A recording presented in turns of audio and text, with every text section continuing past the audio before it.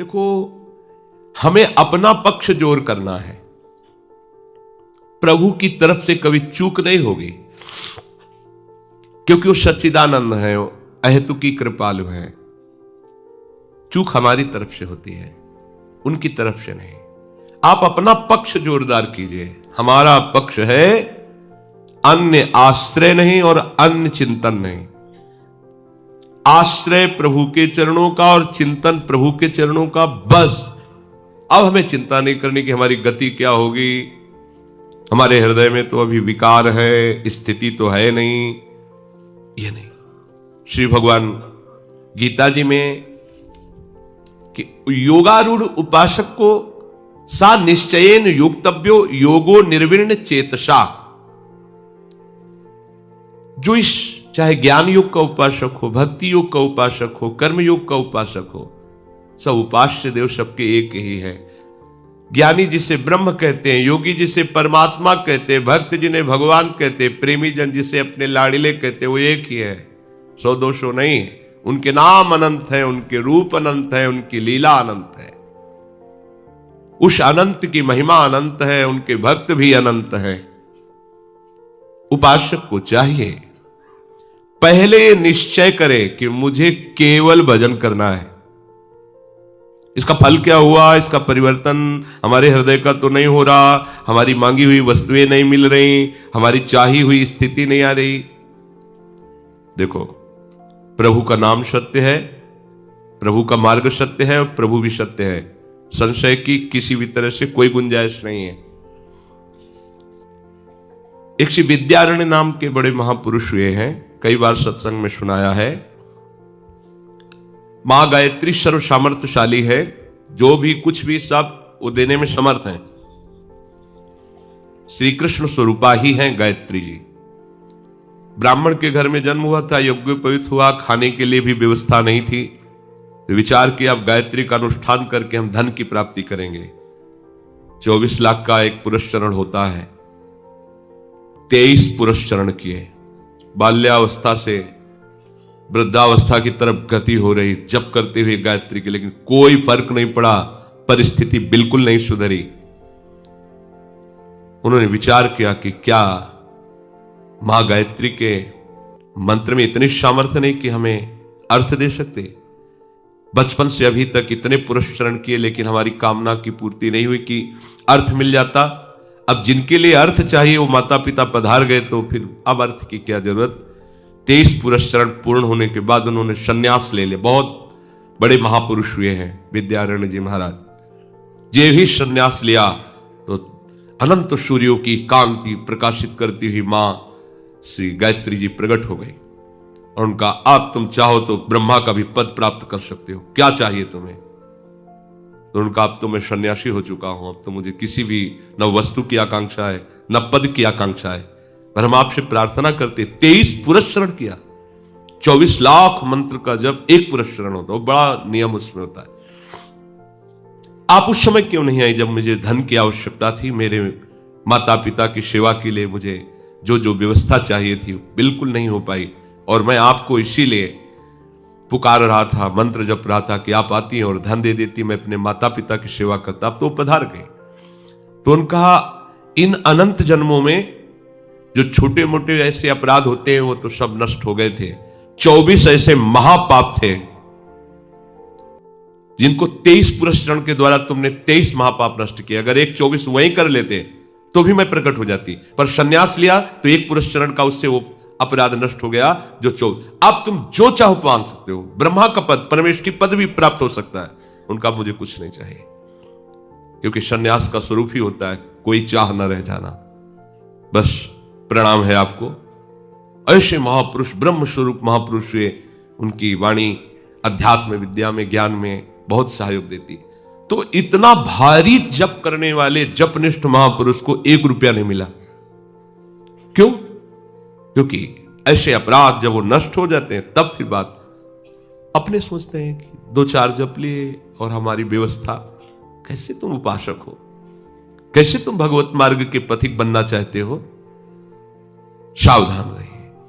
पहला निश्चय करो, मेरे जीवन का लक्ष्य है केवल भजन, मुझे सम्मान मिले या अपमान मिले, दुख मिले या सुख मिले, इसके लिए मैं भजन नहीं कर रहा। भजन के लिए भजन कर रहा हूं, मेरा उद्देश्य भजन, बस मनुष्य जीवन का परम लाभ है निरंतर भजन करना, बस मुझे भजन करना है। आचार्य महाप्रभु हरिवंश चंद्र जी, उनके शब्दों को देखिए, मेरी शौ क्यों कह रहे हैं? हम लोग अविश्वासी हैं, विश्वास नहीं करते महापुरुषों के वचनों पे। मेरी शौ भैया कृष्ण गुण संच, मेरी कसम है तुम्हें, तुम केवल नाम जप करो, उनके गुणों का गान करो, उनकी लीलाओं का श्रवण करो, यह परलोक सकल सुख पावत। मेरी शौ, मैं अपनी शपथ कर सच्ची, इस लोक में परलोक में तुम सुखी हो जाओगे। पहली पंक्ति में जब कहा मेरी शो भैया कृष्ण गुण संच, तब दोबारा कहने की क्या जरूरत? यही परलोक सकल सुख पावत, मेरी सौ कृष्ण गुण संच। तुम्हें इस लोक में परलोक में कभी दुख का मुख नहीं देखना पड़ेगा। तुम केवल कृष्ण के गुणों का गान करो, उनकी लीलाओं का गान करो, उनके रस में डूबो। इस हित सजनी जो इतनी सामर्थ्यशाली है कि प्रियालाल भी इतने सामर्थ्यशाली नहीं। आपको लगेगा कि प्रभु के सामर्थ्य से ही तो उनके जन सामर्थ्यशाली होते हैं।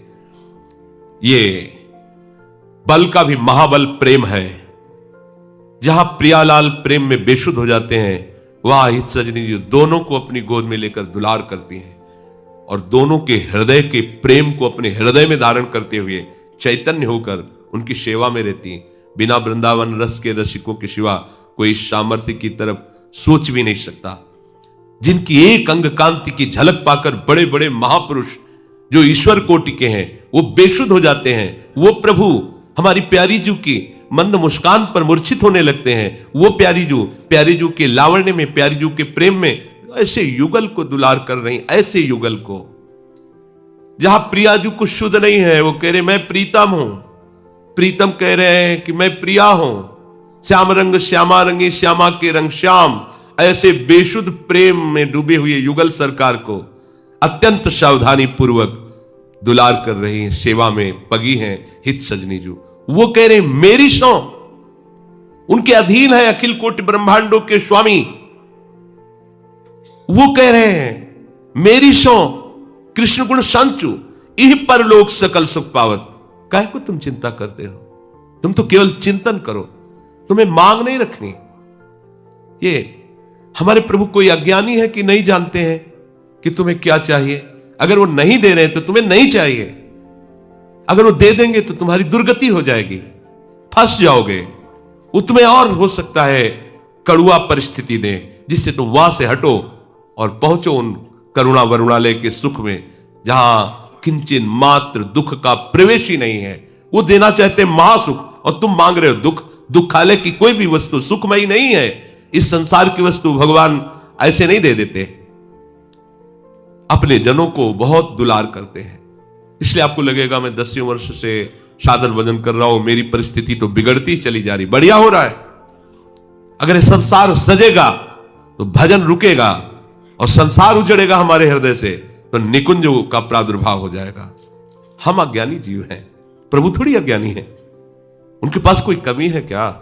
अनंत ब्रह्मांड एक क्षण में प्रकट हो गए, तो हमें अगर कुछ दे देंगे तो उनको घाटा पड़ जाएगा क्या?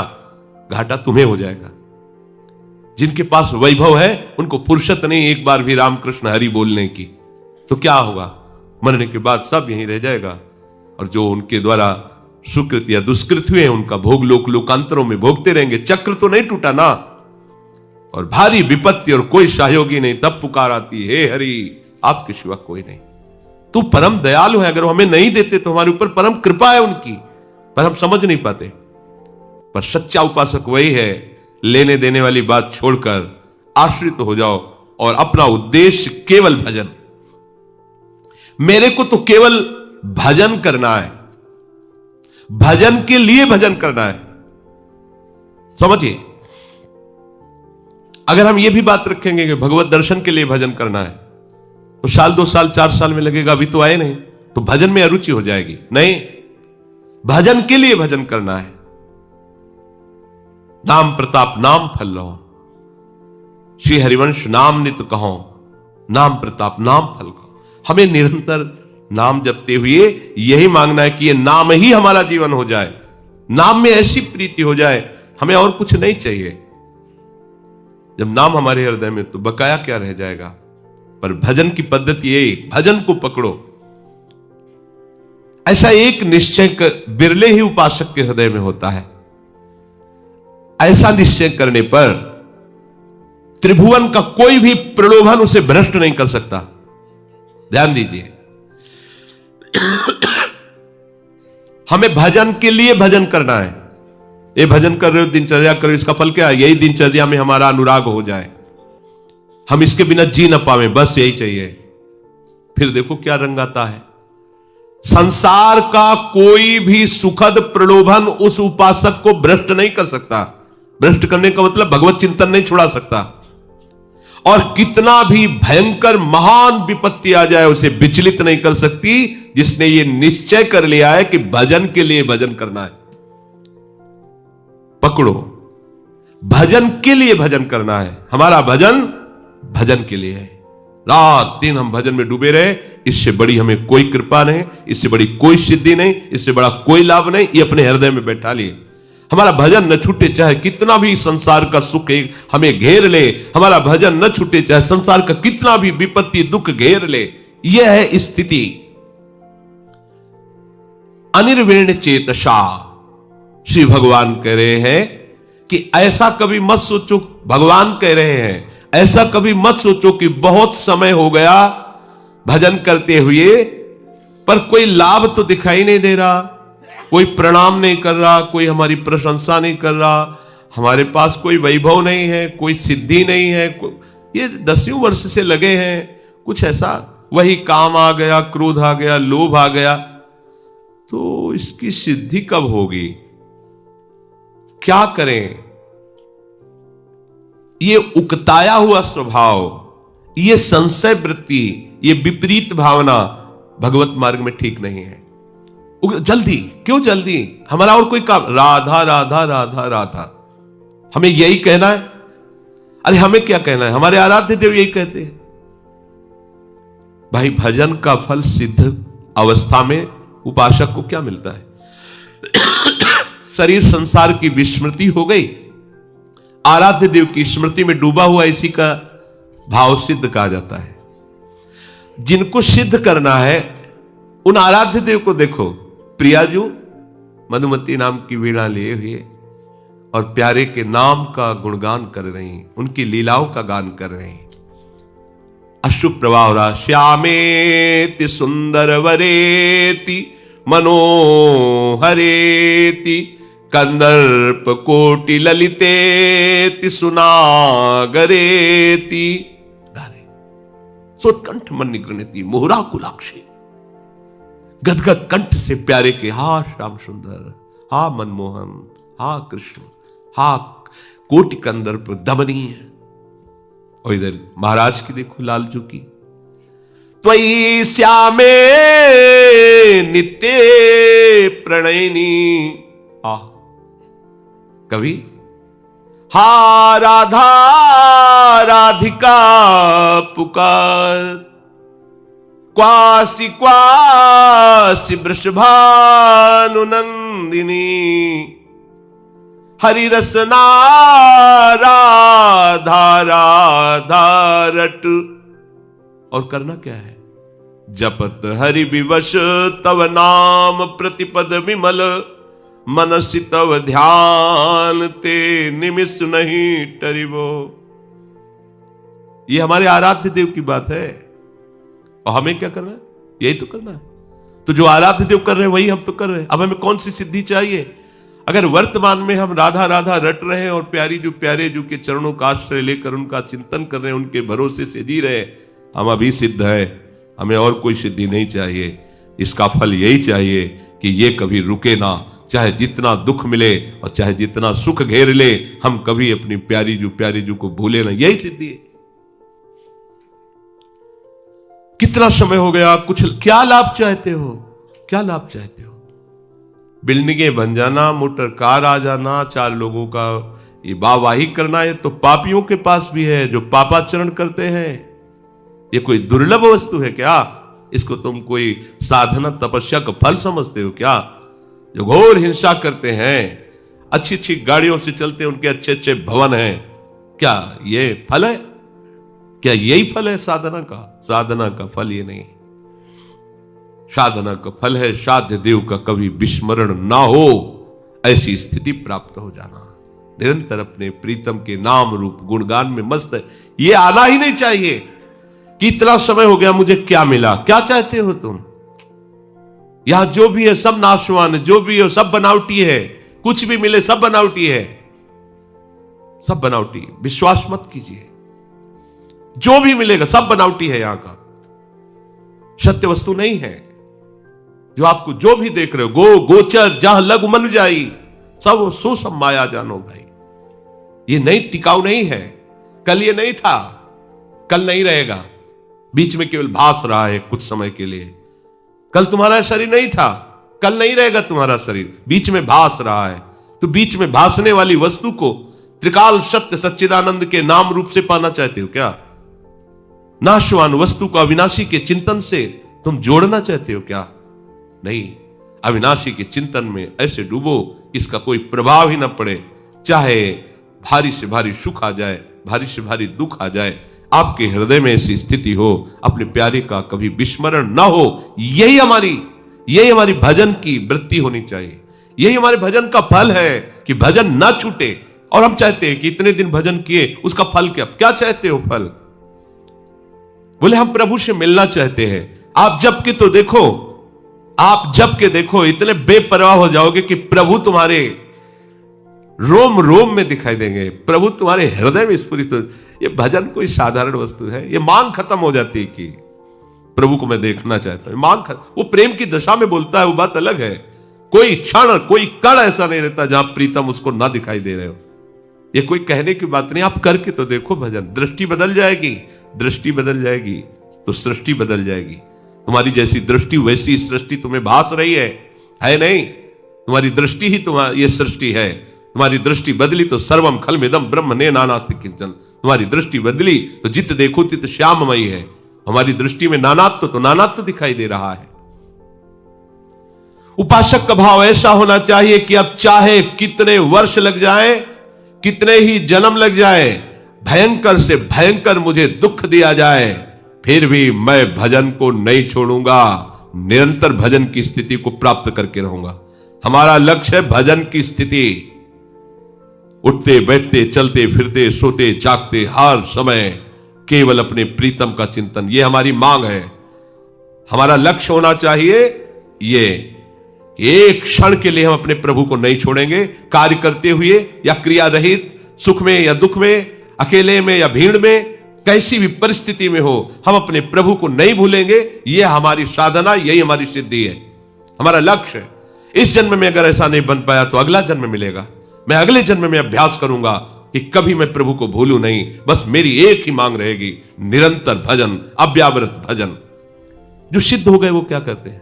देवर्षि नारद जी क्या करते हैं? निरंतर वीणा से महामोद प्रदान करने वाले प्रभु के नाम और गुणों का गायन करते हैं। परम सिद्ध शनकादि क्या करते हैं? हरे शरणम हरे शरणम हरे शरणम, और भगवत चर्चा करते हैं। गुरुओं के परम गुरु भगवान शंकर क्या करते हैं? प्रभु के नाम का गायन, प्रभु के चरित्रों का गायन, श्रवण। यह सिद्धों की बात नहीं, ये सिद्ध प्रदान करने वाले ईश्वर कोटि के महापुरुषों। तो आपको क्या करना है? वही तो कर रहे हैं। फिर क्या चाहिए? इसी में रति चाहिए, इसी में महत्व चाहिए। आप कर रहे हैं पर वैसे महत्व नहीं है, वैसी रति नहीं है। इसलिए ये बाहरी जो हमारे दिमाग में प्रापंचिक बातें बढ़ गई हैं, ये भजन का फल है। बाहरी चमत्कार, लोगों की भीड़, रुपया पैसा, मकान, गाड़ी घोड़ा, ये भजन का फल, ये भजन का फल। ये तो पापियों के पास भी ऐसा है, तुम आश्चर्यचकित हो जाओगे। किसी किसी को इतना भी पता नहीं कि मेरे पास कितना धन है। क्या यही भजन का फल है? तुम्हारे पास चंद रुपए आ गए तो जीवन की साधना का फल आ गया, और वो एक विषय, घोर विषय भोग रहा है पूर्ण सुकृत से। उसके इतने रुपए कि गिनने की समय नहीं उसके पास, ढेर लगा। अगर गाड़ी भरी जाए तो रुपये से भर जाए, और जब ऐसा कहीं कुछ होता है तो समझ में आता है कि ट्रक भर रुपया निकला। तो तुम कितना पैदा किए भजन से? भजन का फल रुपया है, भजन का फल ये अनुकूलता है। तब तो भाई हमारे लोगों के बड़े दुर्भाग्य, वो तो बड़े भाग्यशाली है। जो विषय भोग रहे हैं, रोज का रोज नए नए विषय भोग रहे हैं, नए नए उनकी इंद्रियों के विषयों की चाट लगी हुई है। नहीं नहीं, यह दुर्भाग्य है, ये सुकृतों का नाश है। वो तुम उसको मत समझो बड़ा भाग्यशाली, तुम भाग्यशाली हो, तुम्हारे सुकृत बढ़ते चले जा रहे हैं, दुष्कृत का नाश होता चला जा रहा है, और तुम ऐसी जगह जा रहे हो जहां दुख का प्रवेश ही नहीं।